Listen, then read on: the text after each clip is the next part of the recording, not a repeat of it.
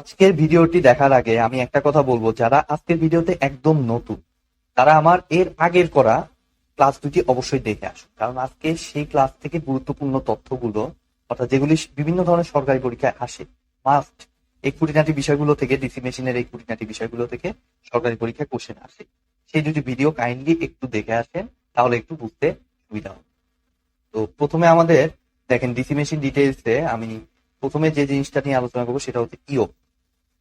অর্থাৎ দেখেন এই ফিগারটাতে আমাদের এই বাহির সাইড থেকে যে কাঠামোটা, অর্থাৎ এই যে বাহির দিয়ে যে কাঠামোটা, এটাকে মেইনলি এই পুরাটা, এই রাউন্ড সিস্টেমের এই পুরাটা বাইরের এই কাঠামোটাকে মেইনলি আমরা বলবো ইয়োক। ঠিক আছে, খুবই সিম্পল একটা জিনিস। তো এটাকে আমরা বলতে পারি ইয়োক। ঠিক আছে, তো ইয়োকের ইয়াটা আমরা একটু দেখি যে এইটা কি কাজ করে, সেটা একটু দেখার চেষ্টা করি।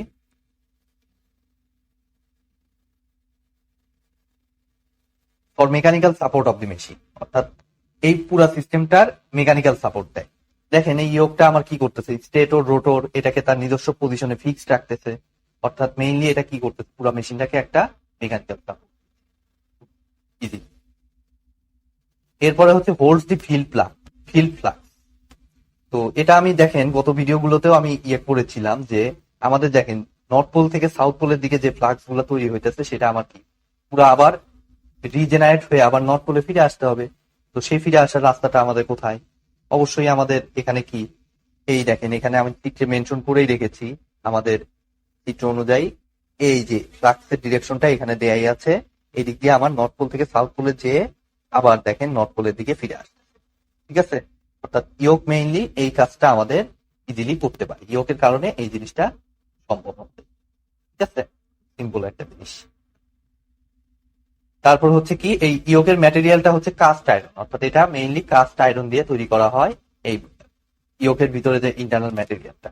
ঠিক আছে, আর ফর লার্জ মেশিন এটা ফ্যাব্রিকেটেড স্টিল দিয়ে তৈরি করা হয়, অর্থাৎ ইয়োকটা লার্জ মেশিন যেগুলো বড় মেশিনের জন্য মেইনলি এখানে ইউজ করা হয় ফ্যাব্রিকেটেড স্টিল। Very simple.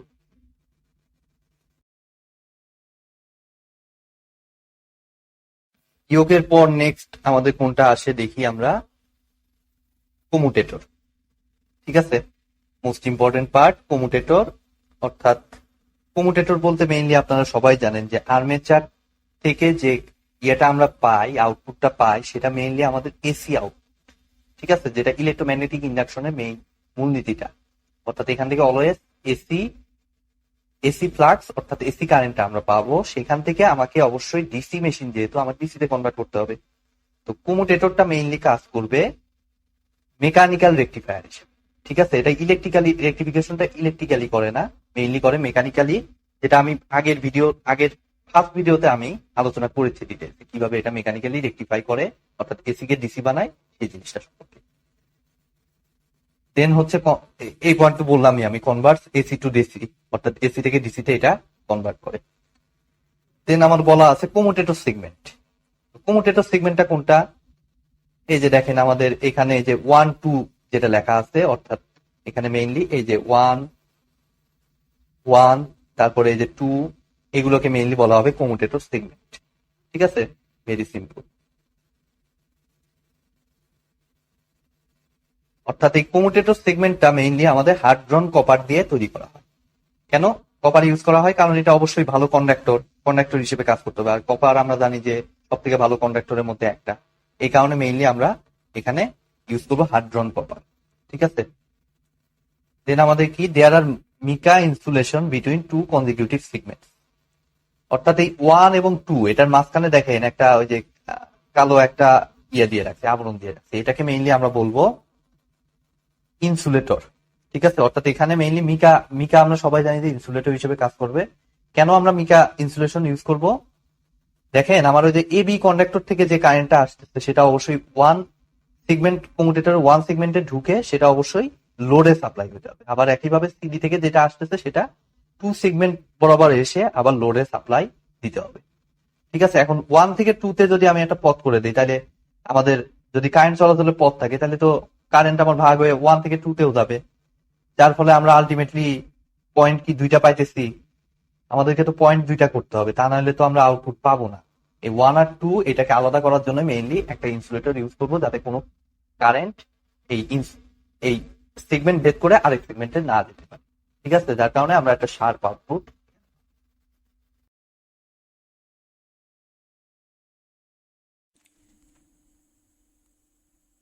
দেখেন, কমুটেটরের পর আমার যে জিনিসটা লাগবে সেটা হচ্ছে আমাদের কার্বন ব্রাশ। যদিও আমি এখানে কার্বন ব্রাশটা দিতে একটু মিস্টেক করেছি, আমার কার্বন ব্রাশটা দেওয়ার কথা হয়তো খেয়াল ছিল না। এখানে দেখেন এই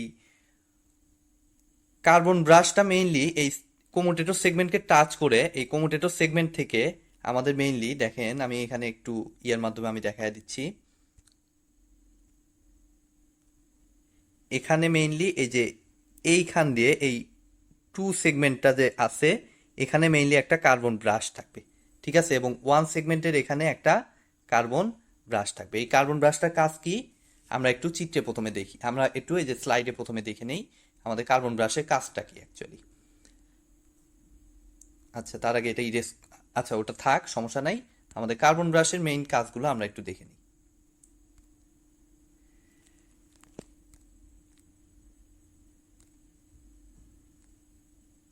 কার্বন ব্রাশের মেইন কাজটা হচ্ছে কালেক্ট কারেন্ট ফ্রম কমুটেটর, অর্থাৎ কমুটেটর থেকে যে কারেন্টটা পাওয়া যাবে, ডিসি কারেন্টটা যে পাওয়া যাবে, সেটাকে মেইনলি লোডে সাপ্লাই করার জন্য আমাদের কার্বন ব্রাশের হেল্প নেওয়া হয়। কার্বন ব্রাশের মাধ্যমে আমরা শার্পলি লোডে কারেন্ট সাপ্লাই করতে পারি, এটাই মেইনলি কার্বন ব্রাশটার কাজ।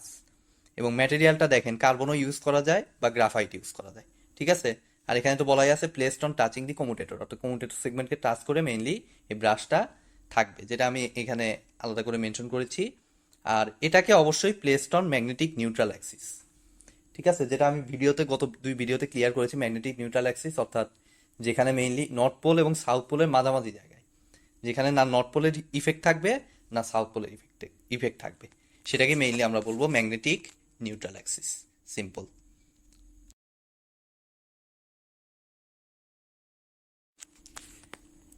নেক্সট আমাদের শাফট। ঠিক আছে, শাফট সম্পর্কে আমার আলোচনাটা গত 2 ভিডিওতে করা হয়নি। শাফট মেইনলি যে কাজটা করবে, এটা যেহেতু আমরা ডিসি মেশিনে ডিটেইলস করতেছি, অর্থাৎ সেম মেশিনটাকে আমরা জেনারেটর হিসেবেও ইউজ করতে পারি বা মোটর হিসেবেও ইউজ করতে পারি। তো জেনারেটরের ক্ষেত্রে আমরা সবাই জানি যে মেকানিক্যাল ইনপুট নিয়ে আউটপুট হিসেবে দেয় ইলেকট্রিক্যাল আউটপুট, আর মোটরের ক্ষেত্রে হচ্ছে উল্টা, ইলেকট্রিক্যাল ইনপুট নেয় আর আউটপুট হিসেবে দেয় মেকানিক্যাল আউটপুট। তো এই শাফট যে কাজটা করবে, এটা ডিসি জেনারেটরের জন্য মেকানিক্যাল ইনপুট নিবে। ঠিক আছে, এবং ডিসি মোটরের জন্য মেকানিক্যাল আউটপুট দিবে। ঠিক আছে, এই জিনিসটার নীতি নির্ধারক হচ্ছে মেইনলি শাফট, অর্থাৎ মেশিনটা জেনারেটর হিসেবে কাজ করবে নাকি মোটর হিসেবে কাজ করবে, এই দুইটা জিনিসের নীতি নির্ধারক ইয়াটাই ডিভাইসটাকেই মেইনলি বলা হবে শাফট। ঠিক আছে,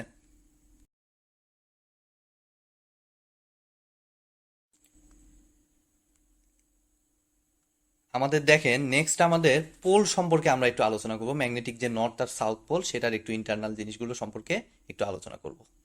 তো তার আগে আমি বলে দেই যে এখানে চিত্রটাতে একটু খেয়াল করেন, যে চিত্রটাতে আমাদের যে পেঁচানো যে তারটা, এটাকে অবশ্যই আমরা বলতে পারি ফিল্ড কয়েল। এটাকে দেখেন আমি মেনশন করেই রেখেছি। আর এই যে লম্বা যে অংশটা, সরু দণ্ডের মতো যে অংশটা, এটাকে মেইনলি বলা হবে পোল কোর। ঠিক আছে, পোল কোর। আর পোল শু হচ্ছে আমার এই নিচের পার্টটা, যেটা আমাদের শুয়ের মতো দেখতে, পায়ের মতো দেখতে, মানে পায়ে যে জুতাটা পরা হয় সেটার মতো দেখতে বলে এটাকে অনেক সময় বলে পোল শু। আর পোল ফেস মেইনলি এই যে দেখেন এখানে মার্ক করে রেখেছি, এই কার্ভি অংশটুকুর দৈর্ঘ্যটাকে মেইনলি বলা হবে পোল ফেস। সরি সরি, আমি দুঃখিত, পোল ফেসটা হচ্ছে এই অংশটা। ঠিক আছে, এইটা মুখ করে থাকে। ঠিক আছে, ওই আর্মেচারের দিকে মুখ করে থাকে যে অংশটা, এটাকে মেইনলি বলবো পোল ফেস। আর পোল ফেসের যে কার্ভি যে অংশটার দৈর্ঘ্য, এটাকে মেইনলি আমরা বলবো পোল আর্ক। ঠিক আছে, আর এটা তো আমাদের প্রস্থচ্ছেদ বরাবর দেখানো হয়েছে। আর মেইন ইয়েটা এই দেখেন ডানের চিত্রটাতে আমি দিয়ে দিয়েছি, এখানে দেখেন স্টিল ল্যামিনেশন থাকে, এই এই অংশটাতে আমাদের স্টিল ল্যামিনেশন থাকে। ঠিক আছে, তো পোলটা মেইনলি কি কাজ করে, আমাদের ওয়ার্কিং ফ্লাক্সটা প্রোভাইড করে। দেন আমরা দেখি পোলের কাজটা, pole cores are not laminated, ঠিক আছে, অর্থাৎ ওই সরু যে অংশটা এটা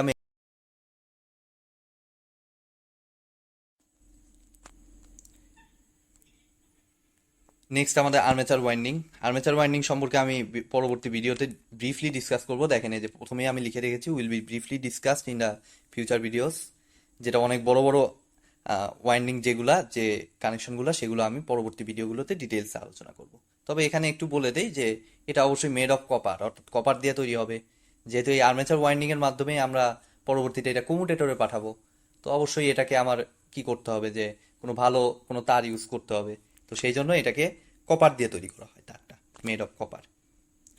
দেন এটা টু টু টাইপস, অর্থাৎ দুই টাইপের হয়ে থাকে, ল্যাপ ওয়াইন্ডিং এবং ওয়েভ ওয়াইন্ডিং, যার বিস্তারিত আমরা নেক্সট ভিডিওগুলোতে ইনশাল্লাহ আমরা দেখব।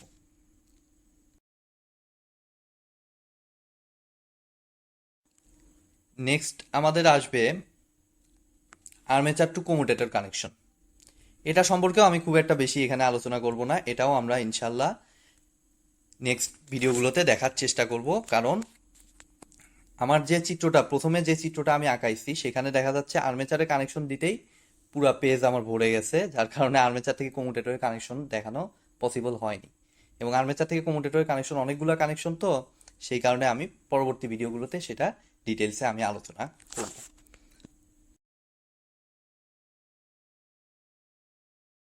নেক্সট আমাদের আদার টাইপগুলোর ভিতর কি কি থাকতে পারে ডিসি মেশিনে সেগুলো একটু দেখি। যে এগুলো ছোট ছোট টিকার মতো, যে air gap between stator and rotor is uniform, অর্থাৎ স্টেটর এবং রোটরের মধ্যে এয়ার গ্যাপটা ইউনিফর্ম থাকবে, সব জায়গায় সমান গ্যাপ থাকবে, ঠিক আছে। আমার শার্প আউটপুট পাইতে হলে অবশ্যই এই জিনিসটা একটু মেনটেন করতে হবে, স্টেটর আর রোটরের মধ্যে ইউনিফর্ম গ্যাপটা রাখতে হবে যেভাবেই হোক। তারপরে field coil material is copper and series connected, যেটা আমি চিত্রে যে বড় যে চিত্রটা সেটাতে ডিটেলসে আমি দেখাইছিলাম গত ভিডিওতে, যে ফিল্ড কয়েল যে অর্থাৎ পেঁচানো যে পোলের গায়ে যে পেঁচানো যে তারটা সেটা অবশ্যই কপারের তৈরি হয়, এবং সেটা কিভাবে সিরিজে কানেক্টেড আপনারা একটু চিত্রটা বা গত ভিডিওটা একটু দেখলেই ক্লিয়ারলি বুঝতে পারবেন যে ওটা সিরিজ কানেক্টেড কিভাবে। দেন আমাদের slots are connected in the outer periphery of armature core. তো আর্মেচার কোরটা বোঝার জন্য দেখেন এই আমি ডান সাইডে চিত্রটা আঁকাই রাখছি। এই যে খাঁজ কাটা অংশগুলা এই চিত্রে দেখানোই আছে, খাঁজ কাটা যে অংশগুলা এগুলাকে আমরা বলবো আর্মেচার কোর। পুরা সিস্টেমটাকে বলবো আর্মেচার, আর ওই শুধুমাত্র খাঁজ কাটা অংশটাকে আমরা বলবো আর্মেচার কোর। এবং সেখানে এই দেখেন খাঁজ কাটা অর্থাৎ স্লট করা থাকে, এবং তার ভিতরে এই যে ছোট ছোট অংশগুলা এগুলাকে মেইনলি আমরা বলবো কন্ডাক্টর, ঠিক আছে। যে কন্ডাক্টরগুলা কারেন্ট ক্যারি করে সেটা কমিউটেটরে পাঠায়, কারেন্ট ক্যারি করার মাধ্যমে এটা এসি আউটপুট দেয়, পরবর্তীতে এটা কমিউটেটরে পাঠানোর মাধ্যমে আমাদের মেইনলি ডিসি আউটপুটটা আমরা পাই। তো এটাই এখানে বলা আছে যে slots are connected in the outer periphery of armature core, যেটা আপনারা চিত্রে ক্লিয়ারলি দেখতে পাচ্ছেন। তো এই তো আজকের মতো ভিডিওটি এ পর্যন্তই। ভিডিওটি যদি ভালো লেগে থাকে অবশ্যই ভিডিওতে একটি লাইক দিবেন, বন্ধুদের সাথে বেশি বেশি শেয়ার করবেন, আর চ্যানেলে যদি নতুন হয়ে থাকেন অবশ্যই চ্যানেলটি সাবস্ক্রাইব করবেন। ধন্যবাদ।